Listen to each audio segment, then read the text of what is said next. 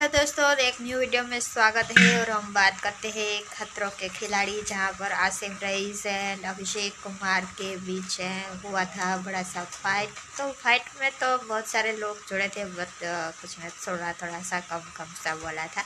तो वहीं आसिम एंड अभिषेक के बीच बड़ा वाला फाइट हो गया था, जहां पर शालीन जो है उसको रोक रहे थे।